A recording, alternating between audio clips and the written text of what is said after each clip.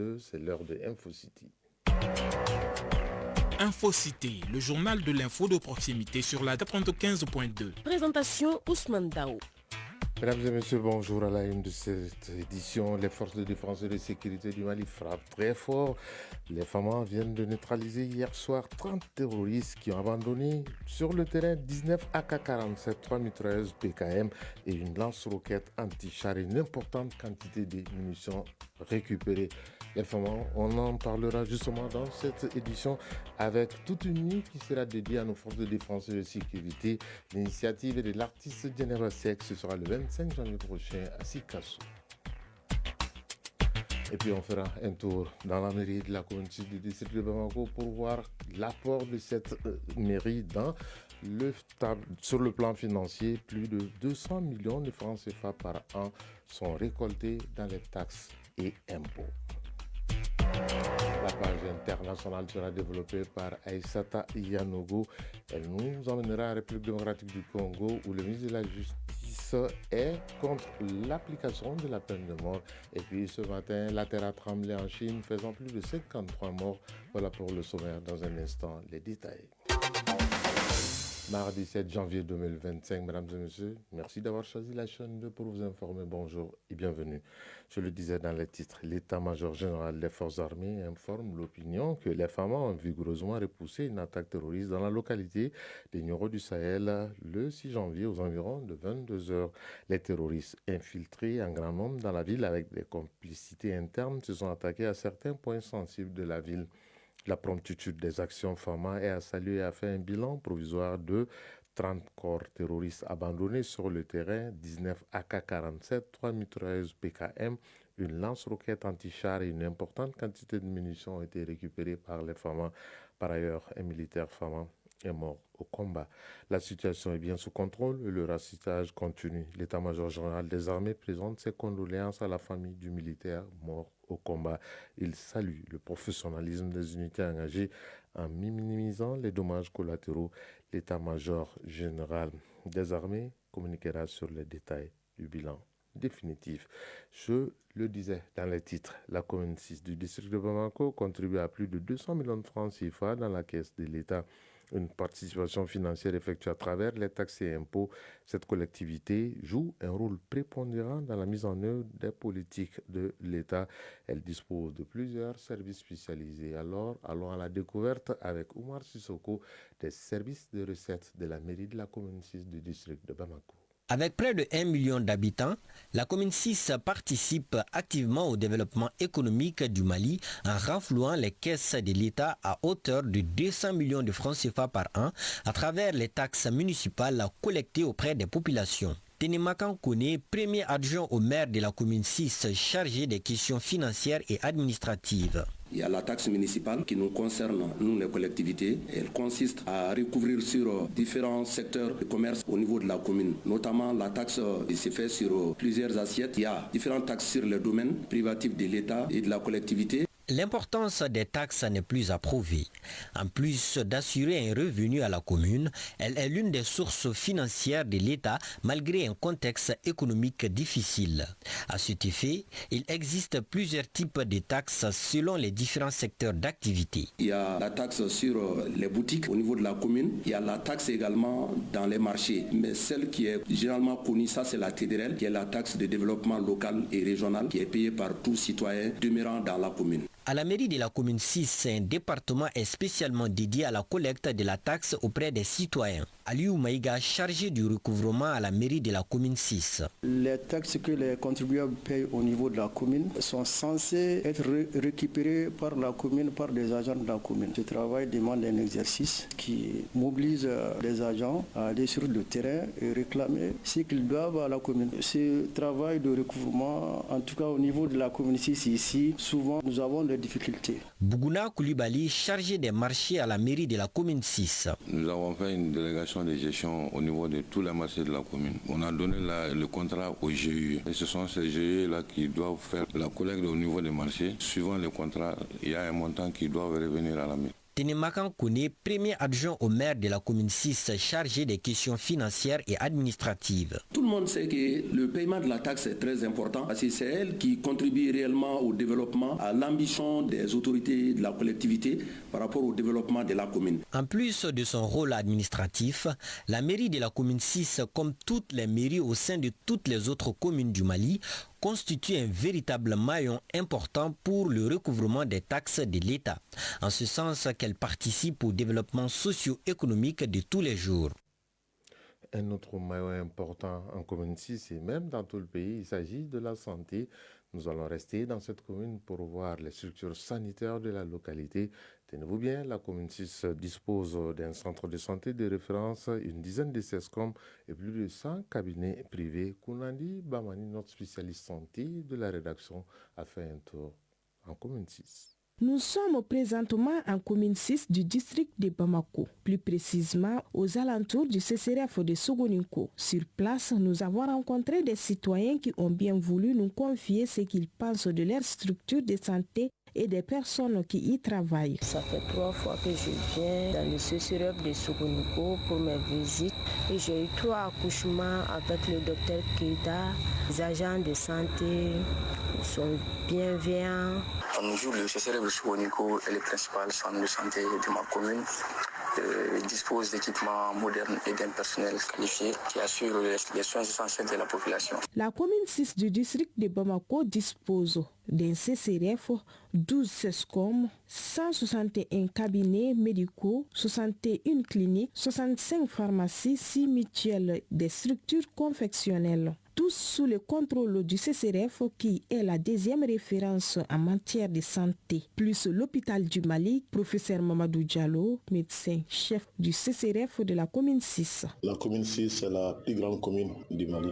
La commune la plus peuplée aussi. Les centres de santé de référence sont les niveaux 2 de la pyramide de la santé au Mali, dont la première référence c'est le CESCOM. Chaque société privée est sur une aire de santé. Quand on prend par exemple la vaccination, qui est un programme national, il y a des sociétés privées qui font la vaccination, mais c'est gratuit. Donc ils sont obligés de venir prendre les vaccins dans les CESCOM et les déposent avec des rapports. Et ces rapports sont remontés avec nos données. On est la commune qui a le plus grand nombre de sociétés privées aussi. Le responsable de la santé de la commune 6 nous fait le point de l'état sanitaire de sa commune. La situation sanitaire est calme et contrôlée actuellement. Ça dépend des périodes. On est à une période d'accalmie. Donc chaque période, il y a des maladies qui sont là. Tellement c'est un changement de temps. Donc c'est la maladie respiratoire généralement. Quand il voit aussi sur le plan épidémiologique, les malades qui sont sous surveillance épidémiologique sont contrôlés. Quand il voit aussi globalement la situation de la santé, les soins curatifs, on a surtout des grandes pathologies qui sont les pathologies chroniques, qui sont l'HTA et le diabète. Dans les 6 derniers mois, on a enregistré 4615 cas d'hypertension artérielle et 1706 cas de diabète. Le CCRF de la commune 6 compte en son sein à peu près une vingtaine d'unités, toutes spécialités confondues, et peut enregistrer plus de 600 patients par jour. Les plus sollicités, c'est la gynéco et la pédiatrie. Vu qu'on est surtout dans une zone périurbaine, ce qui fait qu'on a des malades qui viennent de partout. Notre salle d'accouchement, c'est pas moins de 30 accouchements par jour. Notre bloc opératoire, c'est environ 10 césariennes par jour. En commune 6, d'après le professeur Diallo, il y a 11 agents de santé pour 10 000 habitants. Et chaque CESCOM est composé de 2 médecins généralistes. Quant au CCRF, ce sont 231 agents au service des populations. Dans ces 231 agents, on a à peu près 60 médecins. Sur les 60 médecins, 37 sont des médecins spécialistes et dans toutes les spécialités. Pour qu'un centre de santé réponde aux besoins des populations, il faut des agents et un plateau technique efficace. Ici, notre interlocuteur nous parle de l'état du plateau technique du CCRF. Le plateau technique aujourd'hui est à un niveau de souhait. L'État a vraiment mis les grands moyens. Même actuellement, bien que j'ai une radio, il y a une deuxième radio qui vient d'arriver que je n'ai pas encore montée. Donc on a 3 appareils géographiques. Toutes les unités sont dotées. Quand il va dans les blocs opératoires, tout est équipé avec des équipements de dernière génération. D'après nos constats, le CCRF de la commune 6 est une structure très fréquentée et très outillée pour répondre aux besoins des populations. Il est moderne et digitalisé, tout comme l'hôpital du Mali. Ainsi, les responsables profitent de notre micro pour inviter les populations à fréquenter les structures de santé pour le bien-être de tous. Voilà un dossier signé Kounandi Bamani, une commune qu'il faut nécessairement habiter. Je le disais dans les titres, l'état-major général des armées informe l'opinion que les femmes ont vigoureusement repoussé une attaque terroriste dans la localité du Nioro du Sahel le 6 janvier 2024 aux environs de 22 heures. Les terroristes infiltrés en grand nombre dans la ville avec des complicités internes se sont attaqués à certains points sensibles de la ville. La promptitude des femmes est à saluer et a fait un bilan provisoire de 30 corps terroristes abandonnés sur le terrain, 19 AK-47, 3 mitrailleuses PKM, une lance-roquette anti-char et une importante quantité de munitions récupérées. Par ailleurs, un militaire malien Fama est mort au combat. La situation est sous contrôle et le ratissage continue. L'état-major général des armées présente ses condoléances à la famille du militaire mort au combat. Il salue le professionnalisme des unités engagées en minimisant les dommages collatéraux. L'état-major général des armées communiquera sur les détails du bilan définitif. Dans un instant, la page inter. À présent, le tour d'horizon de l'actualité internationale. Et première escale, la République centrafricaine, la tenue des élections locales qui ont été plusieurs fois reportées en RCA ne sont pas encore d'actualité, mais par contre, l'élection présidentielle va bel et bien se tenir en 2025 et déjà, beaucoup de personnes sollicitent la candidature du président Faustin Archange Touadéra qui, après la modification de la Constitution qui a été adoptée il y a quelques mois, le mandat du président passe de 7 ans à 5 ans et selon cette nouvelle Constitution, Faustin Archange Touadéra peut se représenter. En République démocratique du Congo, le ministre de la Justice reste ferme sur l'application imminente de la peine de mort.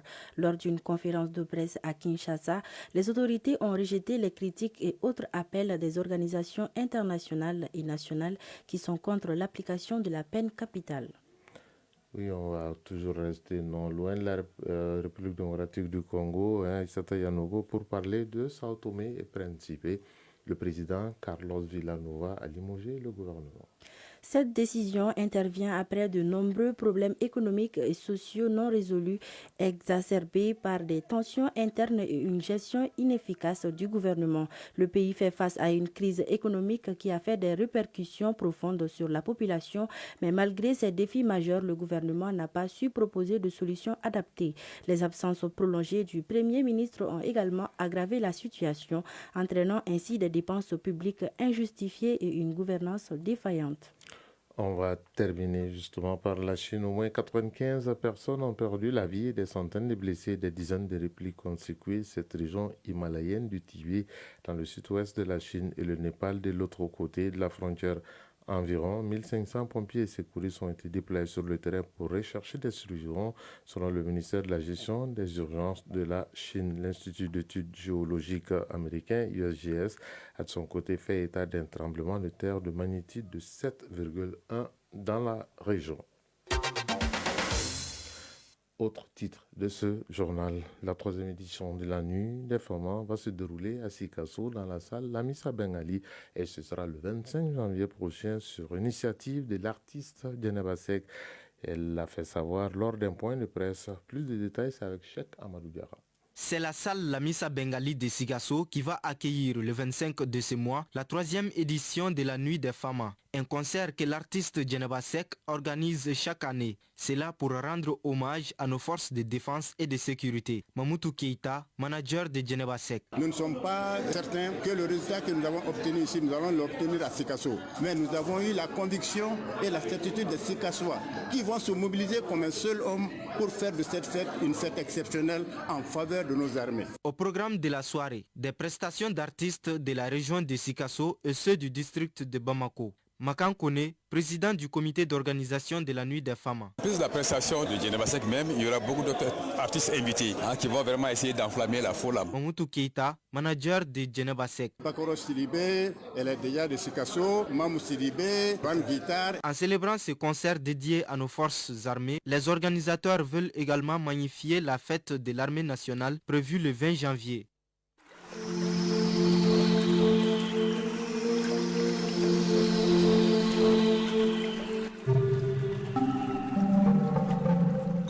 Ce générique annonce la couleur de ce journal, la couleur du temps, bien entendu. Il est 12h16 à Bamako et le thermomètre affiche 31 degrés Celsius sur Bamako et ses environs. La maximale attendue sera de 34 degrés Celsius et le soleil se couchera à 18h22. C'est donc le point final à ce journal que j'ai eu le plaisir de vous présenter après quelques jours d'absence. Très heureux de vous retrouver. La mise en onde a été assurée par Malik Kansai, mise en ligne Badi Touré, réalisation Fanta Traoré, Kinta Togura, coordination Sédou Traoré, Djefa Diara. L'équipe sportive est déjà prête pour toute l'actualité sportive de la 2. Awa Kamisoko et toute son équipe sera là tout à l'heure pour vous donner les nouvelles très très fraîches du sport. Chacun de nous ne peut être une étoile, mais tâchons de briller pour éclairer là où nous sommes. Tout le plaisir a été pour nous de vous servir. Au revoir et à très bientôt. Bon après-midi à toutes et à tous.